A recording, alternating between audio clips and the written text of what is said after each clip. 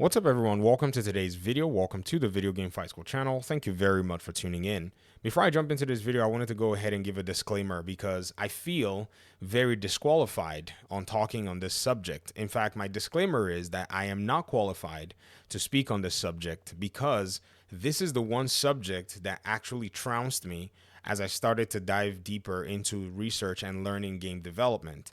But nonetheless, based on a lot of the research I've done, I can seem to maybe give some kind of a, I don't know, general view as to how something like this would go. And you're probably wondering exactly what it is. One of my audience members directly asked me a question and said, do you think that a 60 FPS patch for Gotham Knights is going to be coming out in, say, maybe a week or so? And this is based on a lot of people's concerns that the game is running at the 30 FPS mark on the PlayStation 5 and the Series X. And the answer to that is actually very complicated, but I can give you a simple one. And it only depends on when they started working on the optimization, if at all they are working on an optimization patch for the game to run at 60 FPS.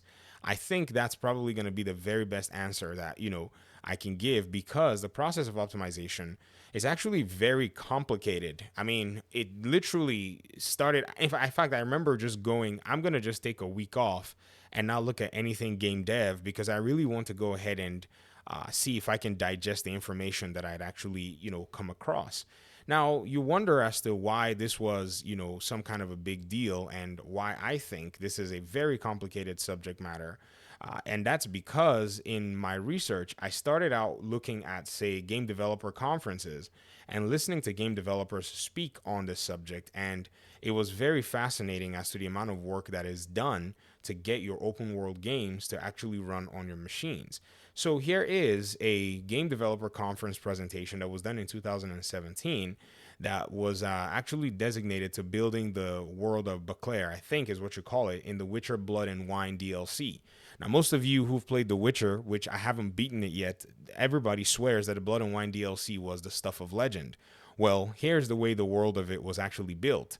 The developers were given a budget on how they could actually build their world so that it would run on the machines that they were making the DLC on. And they were given a budget on exactly all what they could spend on their different assets in the game. So on their chunks, on their triangles, on their textures, and on their meshes. And you can see that these these metrics are actually really small because at the end of the day, they were developing this game for a generation of consoles that, was on the PlayStation 4 and Xbox One side. So yes, if you were making your games back in the day, I guess this made a whole bunch of sense. So what I think is going on right now is, games right now being more and more demanding, it appears that for a presentation to look as good or edge out the competition, developers in terms of their, art designers and technical artists and so on and so forth are probably, in my opinion, this is what I think, having to use much more, higher textures or at least scale their budget up to be able to get the visual appeal that a lot of games are demanding these day and age. So if you want to see something like an FPS patch, I think the developers would probably have to go back and then do a very strong audit over the entire Gotham Knights game. They will go back and probably pick through every single detail that is in the game in terms of its budget, in terms of its textures, its mesh, even look through its animations, and then start to squeeze out, as much detail as they can in terms of sacrificing in order for the console version to eventually start to perform better. This is the most generalized, most basic way that I can actually wrap my mind around it. And I'll go ahead and show you a project that I was working on. I showed this project a while ago in my God of War video, and this was a project that I actually started putting together on Unreal Engine 4 when I kind of first started looking into level design and level development.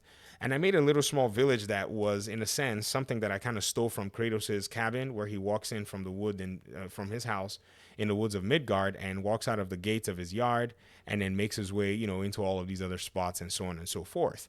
If you notice, I'm getting a lot of frame stutters, or maybe you don't notice. And one of the things that I realize is every time I push play to kind of, have my character load into the world and eventually interact with it, I get a notification in red that says my texture streaming pool is over budget. Now, it's not going to show up now because I think my game has somewhat cached everything. But the biggest challenge, oh, there it is. Did you see it in red? It just showed up on the top left corner of the window, and once in a while it would do that. And I think it's based on a lot of the details on the assets that I'm using in the world. I think, like I said, this is the area that really trounced me and got me to take, one of those my weekly breaks. And so when I look at my individual assets, say that are in my world here, there's something that environment artists, technical artists, and so on and so forth, they call LODs, which are levels of details. Now, I gotta tell you, warning, if you're a game developer, do not laugh at me. Teach me in the comment section and let me know if I'm actually about to jump off the cliff of ignorance, okay? And your LODs basically are here to actually help detail your assets. So if you look very closely, when I go from LOD auto, which is my level of detail auto, to 0, you notice that there seems to be a change in this rock asset, giving it a little bit more, in quote, detail oriented. You see the crevices and the cracks are getting, more and more. So designers would do things like that and load different levels of LODs depending on how you want the game to actually work. And here in the Witcher example that I'm actually using here, this gentleman over here talked about how they did a little weird trick where they used distance parameters to allow for you as the player, whenever you got close to to an object, they would load the different LODs. So if you were about 50 meters away, they would actually use a proxy memory detail type map. And then eventually, as you're getting closer, they were loading the LODs to make the game appear like, yeah, I'm seeing more detail in this item that I'm actually looking at. So this is actually one thing that happens. I think Unreal Engine has a way to actually do it almost automatically for you. It's a very intricate process, like I said. So imagine all of this. Imagine the scale of Gotham Knights. Imagine every asset, like this carpet that, Barbara is walking on. That carpet costs memory. It costs performance. The walls, the stairwells, the pictures on the walls, these little visual effects that, are actually loading as she's walking down this hallway. Every single piece of the game is actually asking for your console or your computer to give it, some power. Give me juice so I can run.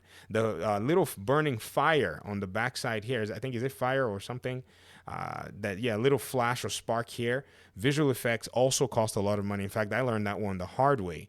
And so these are the layers of optimization that would need to happen to get this game to run to 60 FPS. And not just that, the sacrifices involved to get it that far. Now, here's the thing. I think that the developers, in my opinion, had probably already been doing this over the course of their game development. And for some reason, because of the scale of their game, probably by their deadline, could not squeeze out the performance that they would have desired, or at least the consumers would have desired. And at deadline point, Warner Media probably, would always say, we need a deadline for a game like this. They're the ones paying the money for the publishing of the game. So that's probably where I think the intersection met. Publishers said games got to go out. So developers had to make a choice, creative direction and all. They had to make a choice to get the game to the community at this point. And that's just hypothetical. I mean, I can't tell you the exact scenario. I mean, so forgive me, because I know devs watch these videos. So I'm just throwing out my hypotheses based on things I've read and, scenarios that have been made public to the industry. So if you're going to get a 60 FPS patch, like I said, it would depend on when it has started, and it would also depend if they're able to actually achieve it without sacrificing too much in regard to the way they actually develop the game. And usually, I think one thing that is very critical that we need to basically pay very close attention to is, the way you represent, specific, items like I just showed you guys in some games are different in the way they implement them in console and PC, depending on the developer. There is a small comparison of the PlayStation 5 at 120 FPS versus a PC.